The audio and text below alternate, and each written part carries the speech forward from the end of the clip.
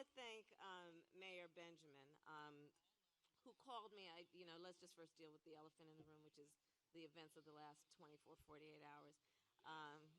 Let's just address that. So Mayor Benjamin called me and told me that it was shifting and it was going to change, that he and Dr. Artis had made the decision that it was only right and only a reflection of this most honorable institution that it would be opened to students, this event, that it would not be a paid event, and that everyone would be able to participate. So I want to just publicly thank both the mayor and Dr. Artis for your leadership and for your voice in this. And let me just be clear so you can just hear it from me. I refused to come with the previous sponsorship of this event because, frankly, Benedict students were excluded. And as a proud HBCU graduate, and especially knowing these times and the challenges of these times, I believe that it was so critically important that the students be present, that their voice be heard, and that it be reflected in a forum on this subject and so many others.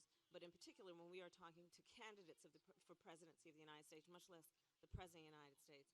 And also, I said I would not come because I just couldn't believe that Donald Trump would be given an award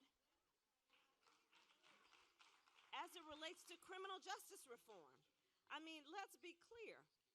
This is somebody who has disrespected the voices that have been present for decades about the need for reform of this system, the people who have marched for justice in this system, the people who have sacrificed to create leadership around justice in this system. And so this being an election in 2020 that I believe very much puts justice on the ballot. Attorneys for a freshman Congresswoman, Katie Hill of California, have sent a cease and desist letter to the Daily Mail, which posted nude photos purported to be of her. The freshman Democrat admitted to having a relationship with a campaign staffer and is facing a House ethics investigation into separate allegations that she had an inappropriate relationship with a congressional staffer. Here now is CNN's Kyung Law. Disappointment. Big disappointment. It's been a long week for Linda Scavarna and Martha Jones, volunteers for Katie Hill's 2018 congressional campaign. I'm disappointed because it puts our seat at risk, I think, which is, to me, the most important thing. They're talking about the crisis unfolding around Representative Hill. The House Ethics Committee announced an investigation into claims that Hill had an improper relationship with a member of her congressional staff, a violation of House rules. Hill calls the charge absolutely false and said she would cooperate with the inquiry.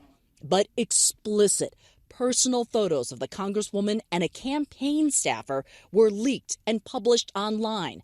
In response, Hill admitted to that relationship. However, that relationship would not violate congressional ethics rules. Every single vote will matter. A turn for a rising Democratic star. Hill was a first-time candidate last year, a millennial. Hi, it's Katie Hill. And outraised the Republican incumbent by millions, promising change. She flipped California's 25th congressional district, a Los Angeles suburb dotted by quaint streets and planned communities. Republican held since the The butt dial heard round the world. We have details of Rudy Giuliani's accidental calls to an NBC reporter, including his attacks on the Bidens and his apparent need for a lot of cash.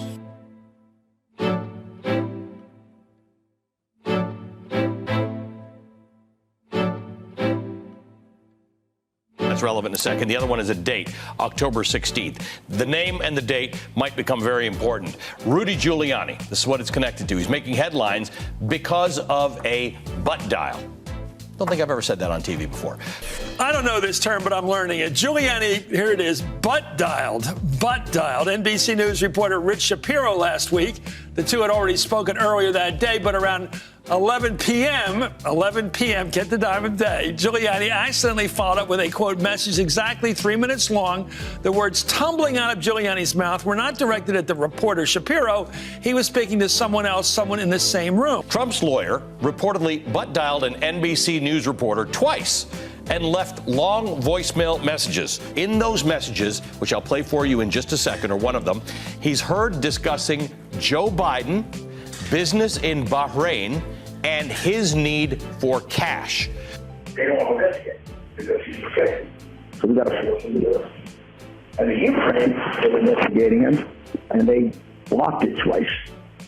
So what the president was, you can't. Out of Giuliani's mouth were not directed at the reporter Shapiro. He was speaking to someone else, someone in the same room. Well, this isn't the first time that Giuliani accidentally or butt dialed someone, a reporter. A few weeks earlier, he did the same thing, this time railing against the Bidens. Let's listen.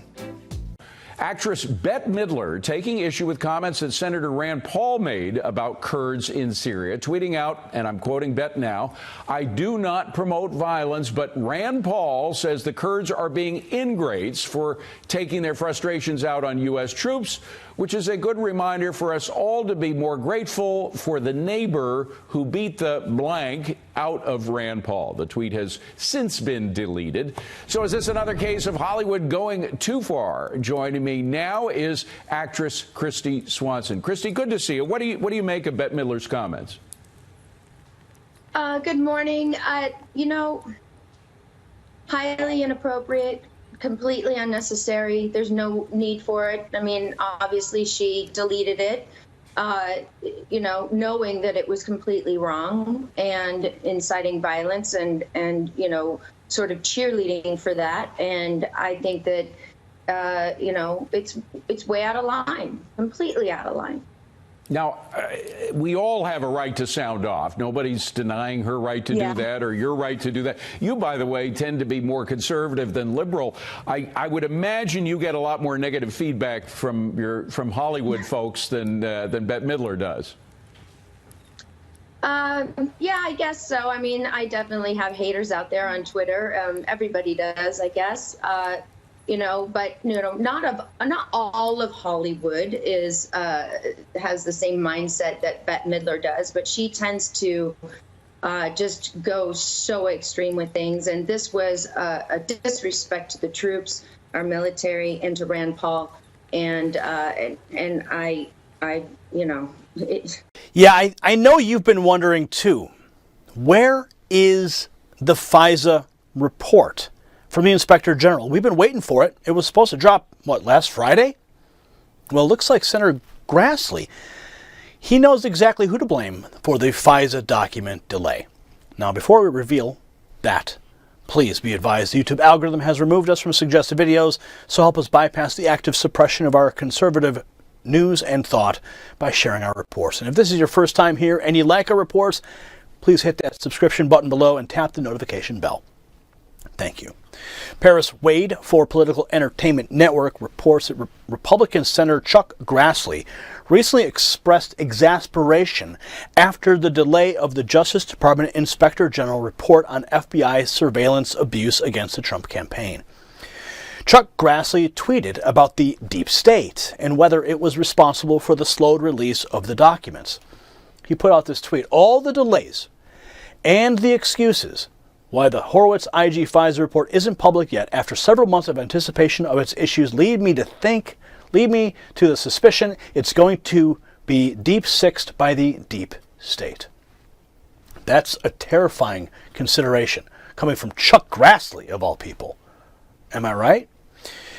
They state here that Michael Horowitz, who is the Inspector General, investigated whether the FBI complied with legal requirements in applications for Foreign Surveillance Act warrants against Trump campaign aide Carter Page. They state the Bureau relied heavily on the sealed dossier and applications for the warrants and the main investigation into possible collusion between the Trump campaign and the Russian government. On the 25th of June, Horowitz told several congressional committees that the investigation was almost finished. On September 13th, he submitted a report to the Justice Department for declassification.